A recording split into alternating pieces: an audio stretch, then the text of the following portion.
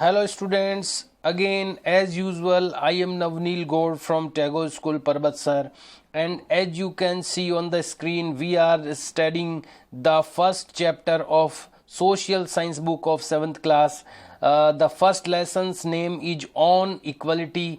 समानता के ऊपर ये लेसन है and we have studied this lesson up to 8 page number 8 in my previous videos, और हम पढ़ चुके हैं पेज नंबर 8 तक हम मेरे पिछले वीडियोस में. So I am suggesting the students who did not watch the previous videos they should watch them first. जिन लोगों ने पिछले वीडियो इस लेसन के मेरे देखे नहीं हैं उनको पहले जा कर के उन वीडियोस को देखना चाहिए, so that they can understand the previous part of this lesson, ताकि वो इस लेसन का पिछला भाग समझ सकें. And in today's video we are going to study the next part of this lesson. इस लेसन का अगला हिस्सा हम पढ़ने के लिए कोशिश कर रहे हैं आज, and we will read this lesson from page number 9. और आज हम पढ़ रहे हैं इस लेसन को पेज नंबर 9 से. The today's topic is recognizing dignity. Recognising means पहचानना, डिग्निटी मीन्स गरिमा, अपना आत्मसम्मान, अपने आत्मसम्मान को, अपनी गरिमा को पहचानना.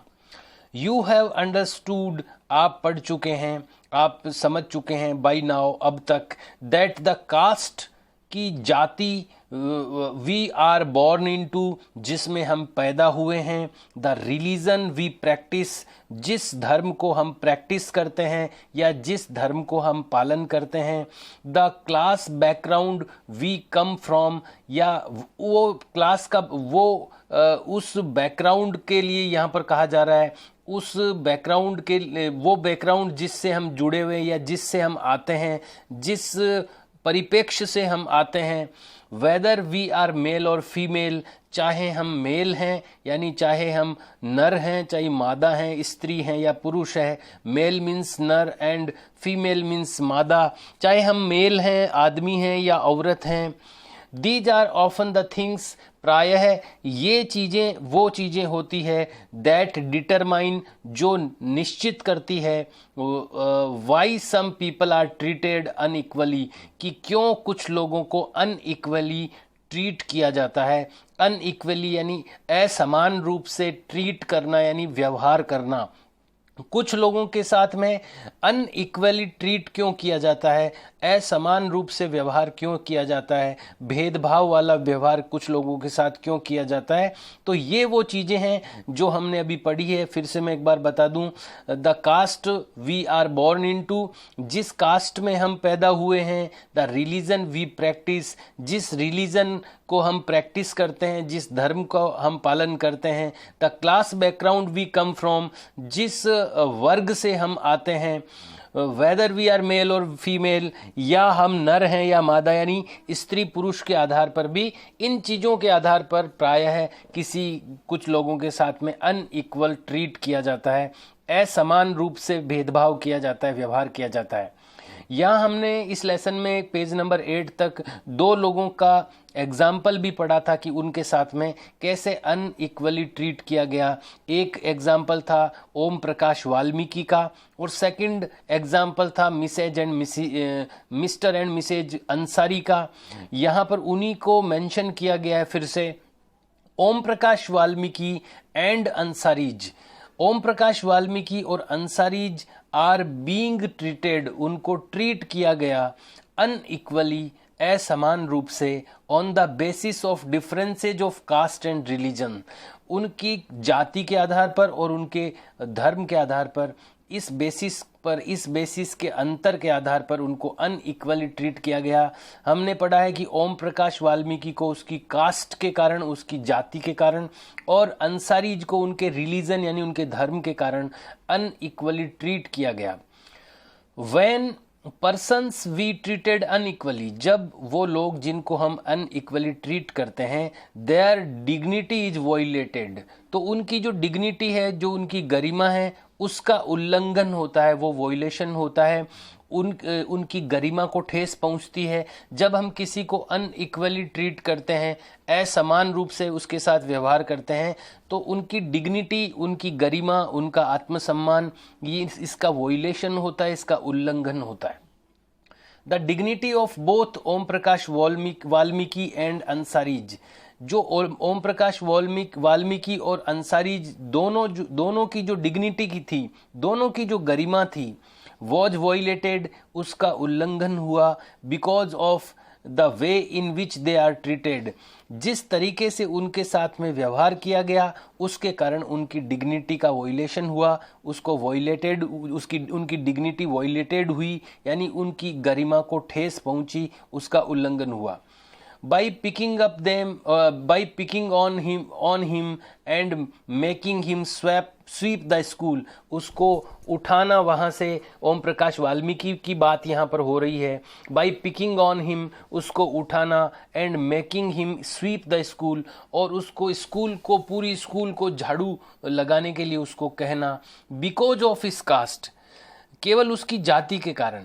अगर किसी से झाड़ू लगवा लें, लेकिन वो अगर इक्वल है, सब लोग ये ऐसा कर रहे हैं, अभी स्वच्छ भारत अभियान पूरे देश में चल रहा है, सब लोग, प्रधानमंत्री भी झाड़ू लेकर के ये मैसेज दे रहे हैं कि हमें क्लीनलीनेस की ओर थोड़ा कंसंट्रेशन करना चाहिए, तो झाड़ू लगाना कोई बुरी बात नहीं है। प्रधानमंत्री ने भी ये मैसेज दिया है, लगानी भी चाहिए।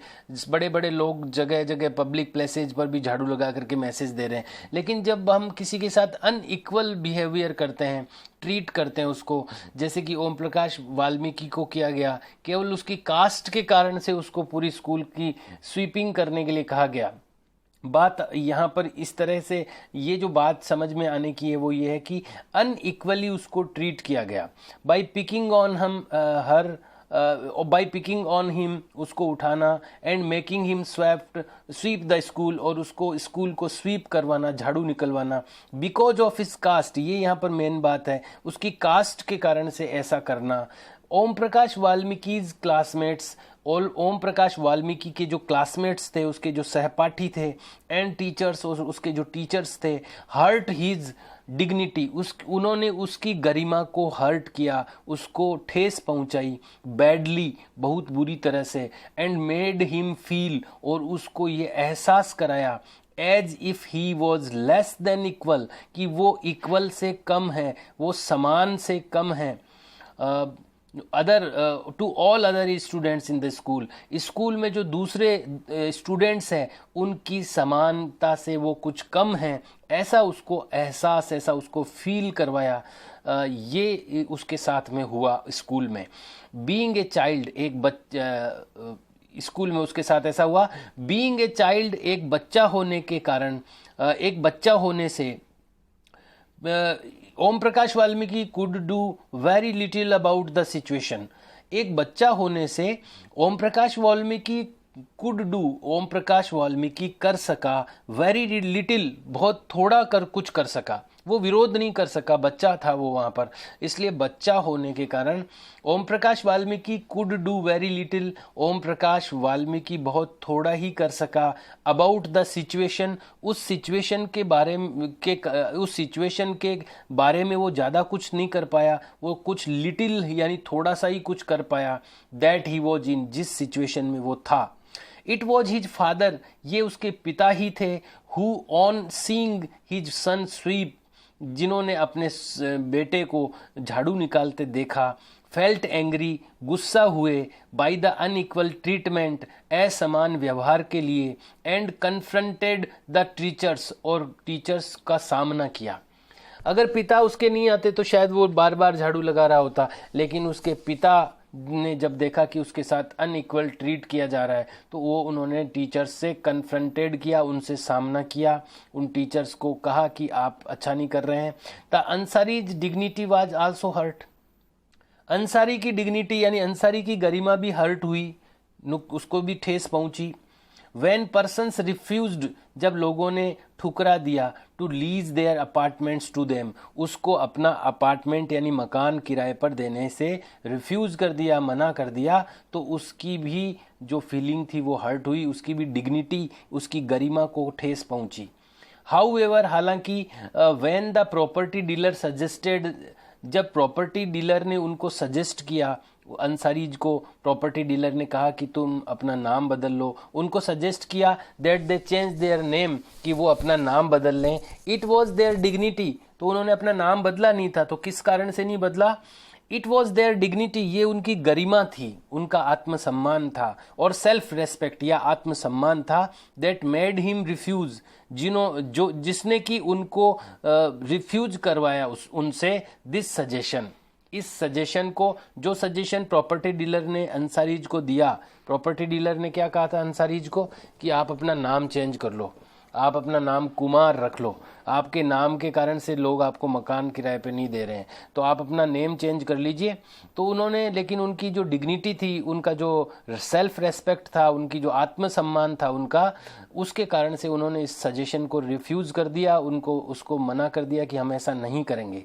ये क्या चीज़ थी उनके मन में जिसके कारण उन्होंने ये एक्सेप्ट नहीं किया नाम चेंज करना? तो ये चीज़ थी उनकी डिग्निटी, ये चीज़ थी उनकी self respect.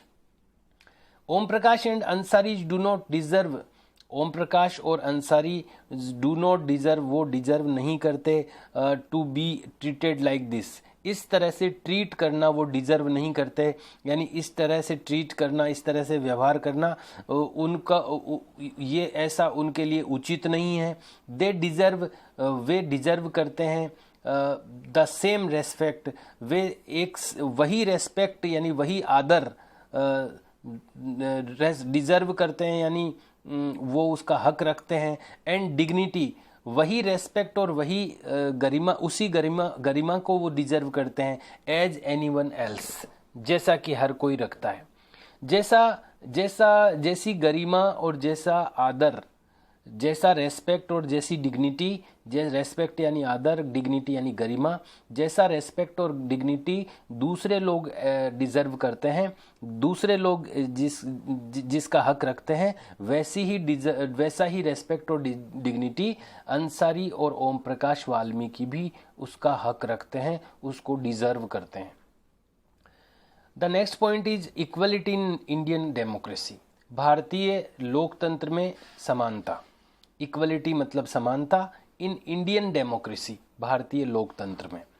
The Indian constitution, भारतीय संविधान, रिकॉग्नाइजेज, ये पहचानता है, एवरी पर्सन, हर व्यक्ति को, एज इक्वल, समान रूप से। भारतीय जो संविधान है, इंडियन जो कॉन्स्टिट्यूशन है, वो हर व्यक्ति को, हर पर्सन को इक्वल रिकॉग्नाइज करता है, समान रूप से पहचानता है, एक समान समझता है। दिस मीन्स, इसका मतलब है दैट एवरी इंडिविजुअल, कि हर कोई, इंडिविजुअल यानी एक व्यक्ति, अकेला व्यक्ति, दैट एवरी इंडिविजुअल, हर व्यक्ति, हर अकेला व्यक्ति, इन द कंट्री, इस देश में, इंक्लूडिंग मेल एंड फीमेल, जिसमें पुरुष और स्त्रियां सब शामिल हैं, पर्सन्स फ्रॉम ऑल कास्ट, जिसमें सभी जातियों के लोग शामिल हैं, रिलीजन्स, सब धर्मों के लोग शामिल हैं, ट्राइब्स, सब जनजातियों के लोग शामिल हैं, एजुकेशनल एंड इकोनॉमिकल बैकग्राउंड्स, शिक्षा की दृष्टि से और पैसे की दृष्टि से, आर्थिक दृष्टि से जितने भी प्रकार के लोग होते हैं वो उनमें शामिल है, आर रिकॉग्नाइज्ड एज इक्वल, ये सब प्रकार के लोग पहचाने जाते हैं संवैधानिक रूप से, इक्वल रूप से उनको रिकॉग्नाइज किया जाता है, समान रूप से उनको पहचाना जाता है। This is not to say that inequality ceases the exist, ये नहीं कहा जा सकता, दिस इज नॉट टू से, ये इसका कहने का मतलब ये नहीं है दैट इन इक्वलिटी की असमानता सीजेज द एग्जिस्ट, सीजेज यानी रोकती है, द एग्जिस्ट यानी अस्तित्व को, इसका मतलब ये नहीं है कि असमानता से अस्तित्व खत्म हो जाता है। इट डज नॉट, ऐसा नहीं होता, बट एटलीस्ट, लेकिन वास्तव में, इन डेमोक्रेटिक इंडिया, लेकिन कम से कम इन डेमोक्रेटिक इंडिया, भारत, लोकतंत्रात्मक भारत में, the principle of the equality, जो इक्वलिटी का सिद्धांत है, जो समानता का सिद्धांत है, of all persons is recognised, जो सभी लोगों को पहचानता है। कि अस्तित्व खत्म नहीं होता है कोई असमानता से, लेकिन भारतीय जो संविधान है, भारत में जो समानता का प्रिंसिपल यानी सिद्धांत है, उसके अंतर्गत सभी लोगों को रिकॉग्नाइज किया जाता है, सभी लोगों को समान रूप से पहचाना जाता है। वाइल अर्लियर वी वर कहाँ थे हम? While earlier no law existed, जबकि अर्लियर यानी पहले, नो लॉ कोई कानून नहीं था, एग्जिस्टेड यानी उपस्थित, पहले कोई कानून नहीं था इस तरह का, टू प्रोटेक्ट पीपल कि लोगों को बचाने का, फ्रॉम डिस्क्रिमिनेशन भेदभाव से। कि आजकल ये इक्वलिटी का जो प्रिंसिपल है इंडिया में, जो डेमोक्रेटिक इंडिया है अपना, लोकतंत्रात्मक जो भारत है, इसमें इक्वलिटी का प्रिंसिपल अब काम करता है, समानता का अधिकार काम करता है। लेकिन जो अर्लियर जो टाइम था, जो पुराना टाइम था, उस समय नो लॉ एग्जिस्टेड, कोई ऐसा लॉ यानी कानून नहीं था, टू प्रोटेक्ट पीपल, लोगों को प्रोटेक्ट करने के लिए, लोगों को सुरक्षा देने के लिए, फ्रॉम डिस्क्रिमिनेशन भेदभाव से, इस भेदभाव से बचाने का, प्रोटेक्ट करने के लिए कोई ऐसा लॉ नहीं था पहले। एंड इल ट्रीटमेंट और गलत व्यवहार, इल ट्रीटमेंट यानी गलत व्यवहार, और डिस्क्रिमिनेशन यानी भेदभाव, इनसे प्रोटेक्ट करने के लिए लोगों के पास कोई पहले लॉ नहीं था। नाउ देयर आर सेवरल, अब कई सारे ऐसे कानून हैं, दैट वर्क जो काम करते हैं, टू सी देखने का, that people are treated with dignity and as equal, कि ये वो ऐसे कई सारे अब कानून हैं जो कि ये देखते हैं, दैट पीपल आर ट्रीटेड कि लोगों को ट्रीट किया जाता है, लोगों के साथ व्यवहार किया जाता है, विद डिग्निटी सम्मानजनक रूप से, उनकी गरिमापूर्ण, एंड एज इक्वल और समान रूप से। समानता और गरिमापूर्ण व्यवहार सबसे होता है कि नहीं होता है, ये देखने के लिए अब कई सारे कानून हैं। There is also a side text in this previous page. इस प्रीवियस पेज में यानी पेज नंबर 9 पर यहाँ कुछ साइड में भी कुछ टेक्स्ट लिखा हुआ है, लेट अस रीड, आइए पढ़ते हैं। If you were one of the Ansaris, यदि आप अंसारियों में से एक होते, यानी आपको भी मकान नहीं मिलता जैसे अंसारियों को नहीं दिया रिलीजन के कारण, यदि आप अंसारियों में से एक होते, how would you have respond, तो आप कैसे रेस्पॉन्ड करते, कैसे आप प्रतिक्रिया करते, to the suggestion that you change your name, वो जो सजेशन उसने दिया था, ये जो ब्रोकर ने, जो बीच का दलाल था जो उनको मकान दिखा रहा था, उस ब्रोकर ने जो ये सजेशन दिया था प्रॉपर्टी डीलर ने कि आप अपना नेम चेंज कर लें, अगर आप अंसारियों में से एक होते तो आप कैसे रेस्पॉन्ड करते, आप कैसे इसका प्रतिक्रिया करते? तो इसका आंसर यही है, we would also refuse the suggestion, हम भी सजेशन को रिफ्यूज कर देते।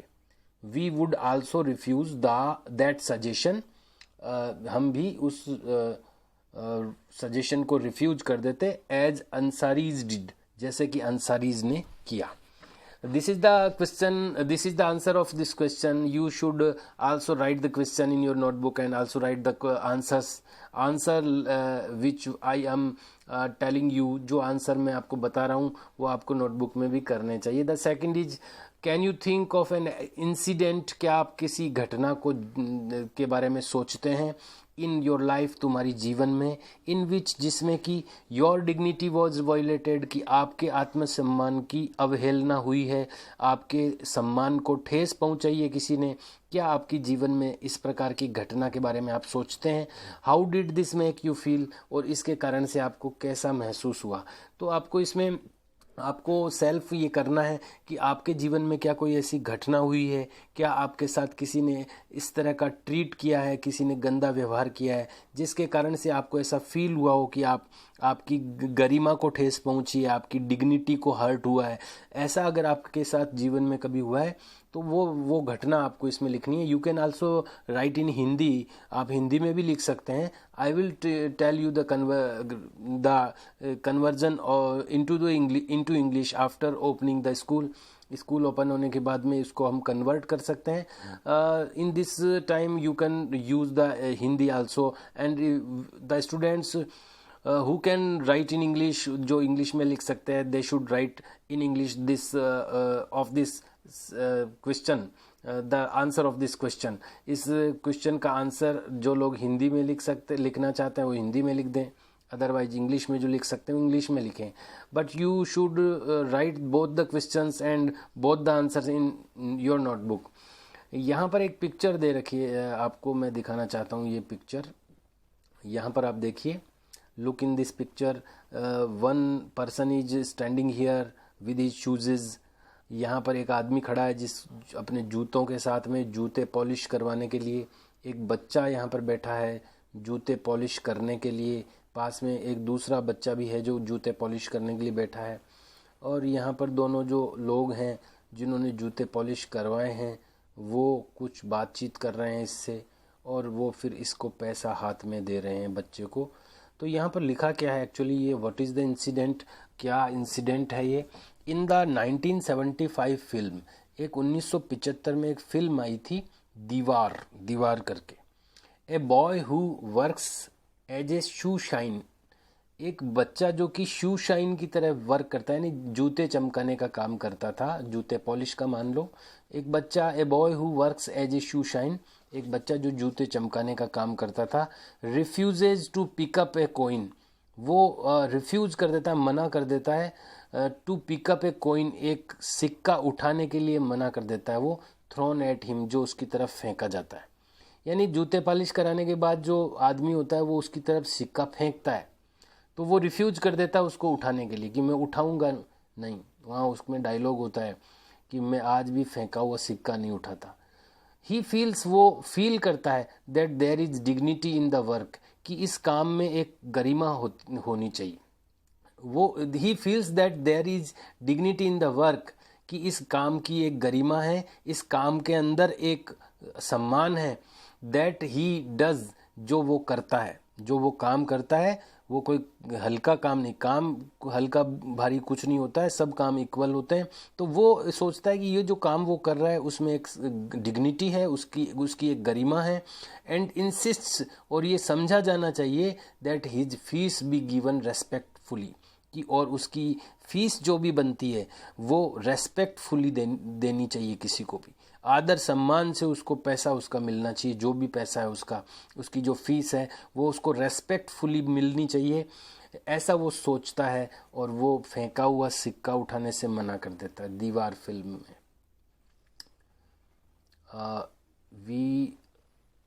We have studied this one, we have studied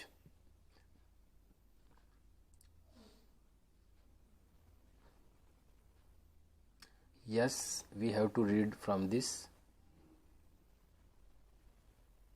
This is the, we should study up to page number 10. Okay, let's be continue.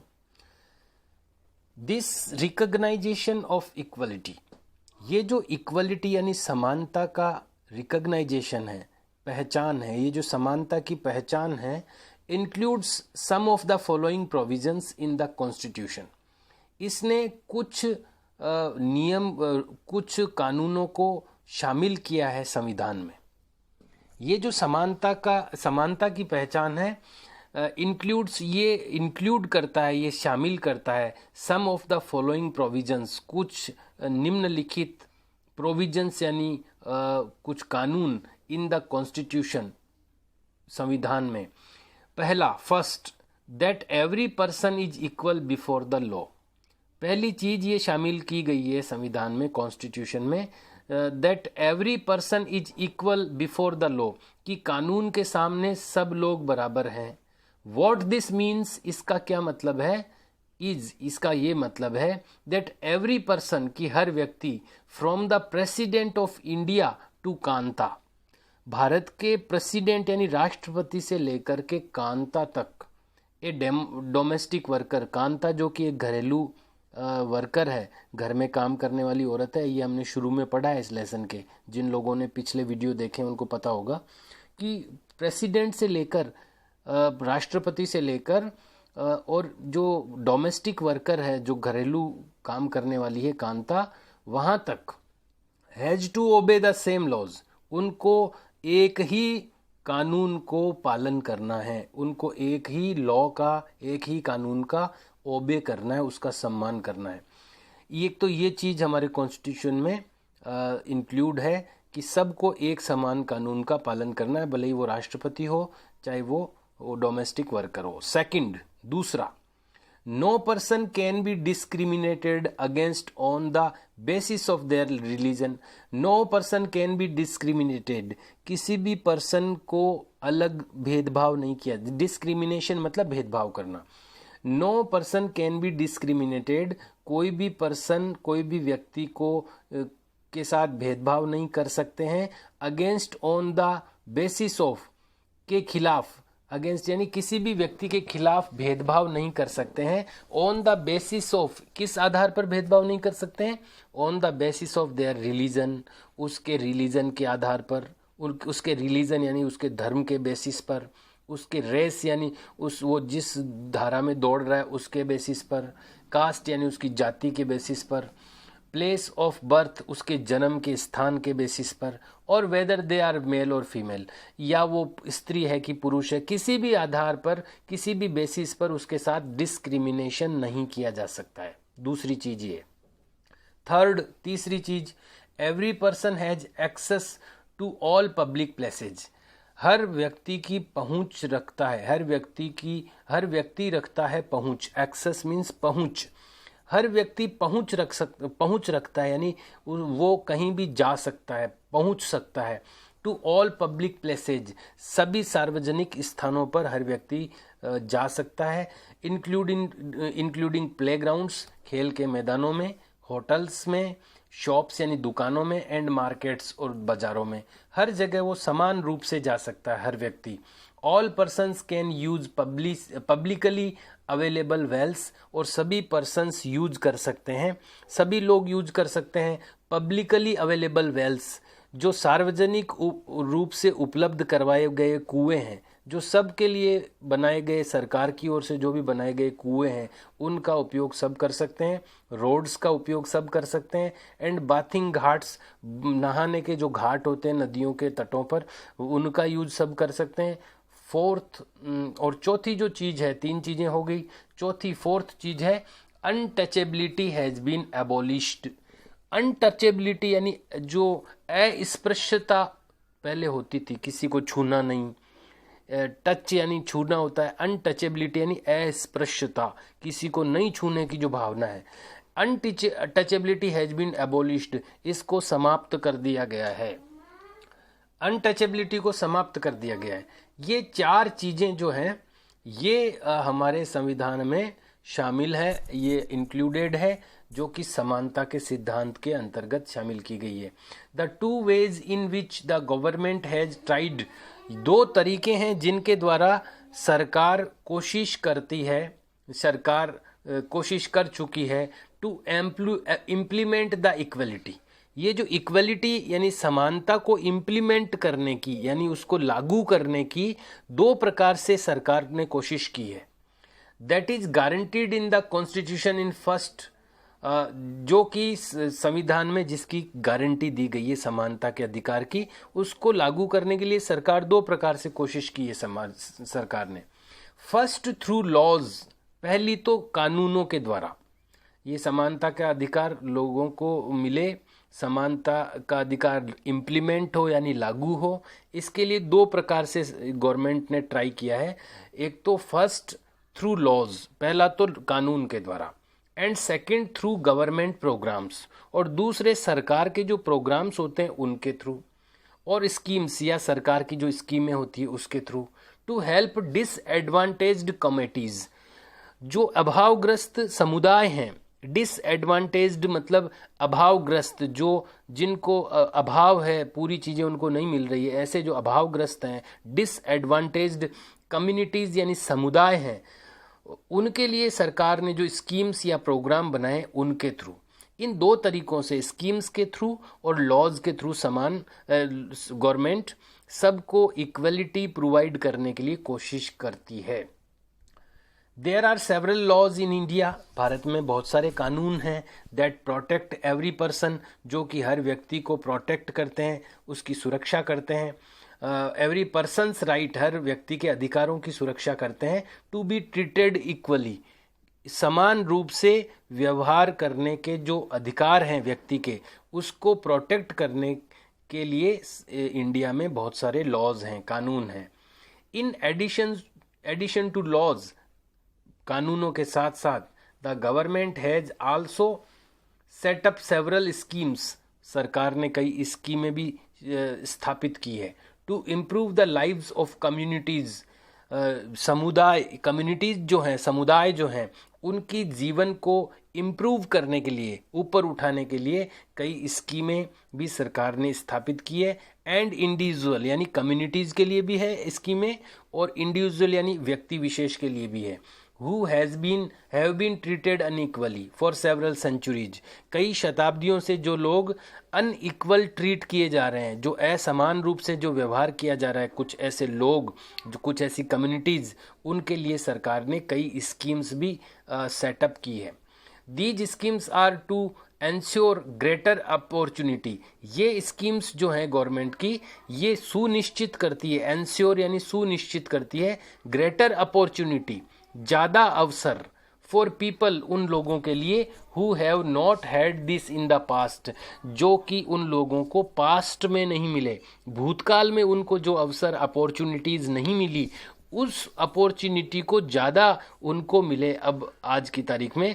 इसको सुनिश्चित ensure करने के लिए ये स्कीम्स चलाई जाती है गवर्नमेंट के लिए, गवर्नमेंट के through. We have studied this chapter up to page number 10 today, and we will study the next part of this lesson, which is more and more, जो कि खूब आगे, many pages are there, बहुत सारे pages हैं। We will study the next part of this lesson in next video, students. Till that, see you, bye, take care.